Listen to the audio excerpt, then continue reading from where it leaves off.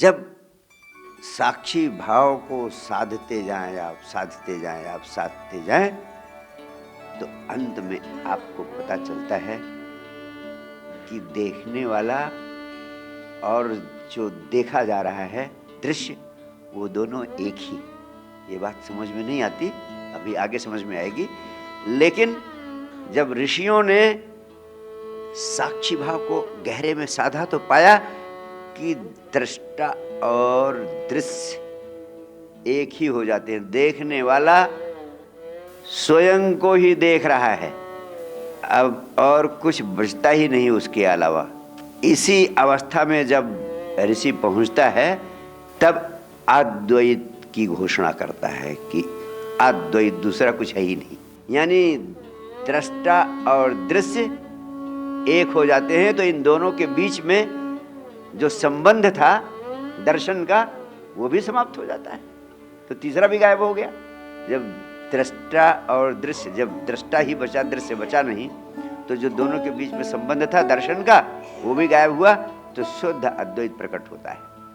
अब ये कैसे संभव हो सकता है, ये अद्वैत का बोध कैसे हो सकता है, अब इस संबंध में चर्चा करेंगे। अब मैं आपको समझाना चाहता हूं कैसे अद्वैत का बोध होगा, उसकी प्रक्रिया क्या है। जिन्होंने जाना उन्होंने एक बड़ी अद्भुत बात कही। उन्होंने कहा परमात्मा की खोज करने की बात करना ही गलत है। उन्होंने कहा कि परमात्मा यानी परम आनंद जो आपका मूल स्वभाव है, उसे आप खो सकते ही नहीं। खोजना उसी को पड़ेगा जो आप खो दिए हो, लेकिन वो तो आपका मूल स्वभाव है, यानी मूल रूप से आप परमात्मा स्वरूप है, परम आनंद आपका मूल स्वरूप है, उसको आप खो ही नहीं सकते। तो फिर हुआ क्या, वास्तव में आप उसे भूल गए। इसीलिए जो चीज आप भूल जाएं, उसको खोजने की तब जरूरत पड़ती है जब वो कहीं और हो। लेकिन ये तो आपका मूल स्वरूप है। सिर्फ जो आपका मूल स्वरूप है उससे आप हट गए हैं। तो जिस चीज को आप भूल गए हैं, अपने मूल स्वरूप को, उस मूल स्वरूप को कैसे याद करेंगे।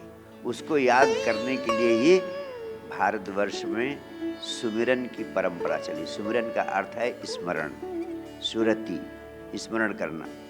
यानी आप स्वयं को भूल गए। स्वयं को कैसे भूले?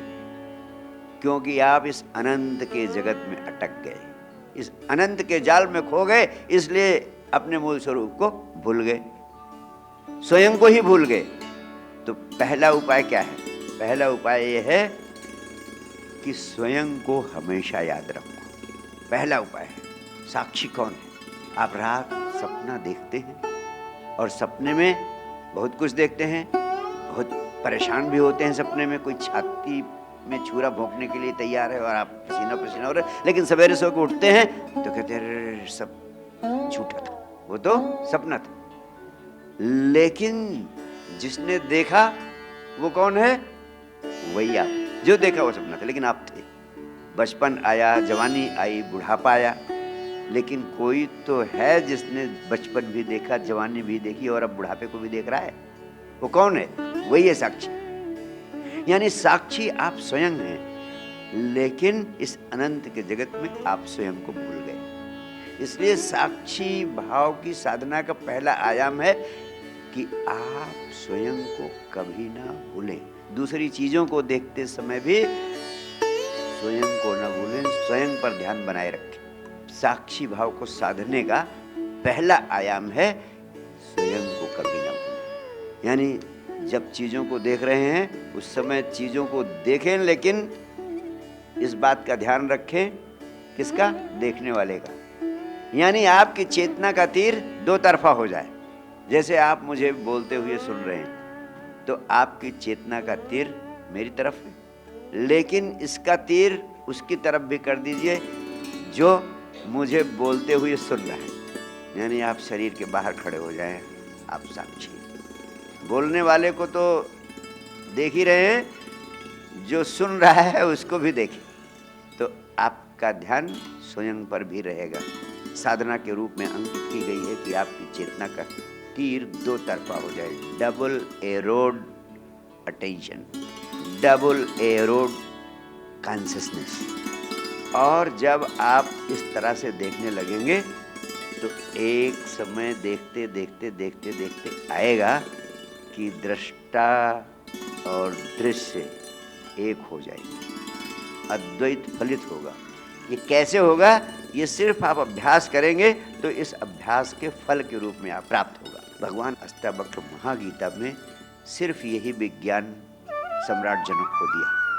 वो इतना शुद्धतम विज्ञान है जिसकी पराकाष्ठा इस पृथ्वी पर आज तक नहीं पहुंचा, इसीलिए उसको महागीता कहा गया। गीता को भी मत दिया उन्होंने, और गीता का विसार भगवान अष्टावक्र की महागीता में समाहित है। भगवान अष्टावक्र कहते हैं तू सदा साक्षी मुक्त है, बंधन है ही नहीं। बंधन तो सिर्फ तुम्हारे मान लेने का है। उन्होंने कहा सर्वम खलु इदं ब्रह्म। जब ये संपूर्ण जगत परमात्मा की अभिव्यक्ति है तो एक ही तो है, तो यहाँ बांधने वाला कोई है ही नहीं। बांधने के लिए तो दो चाहिए, एक बंधने वाला और एक बांधने वाला।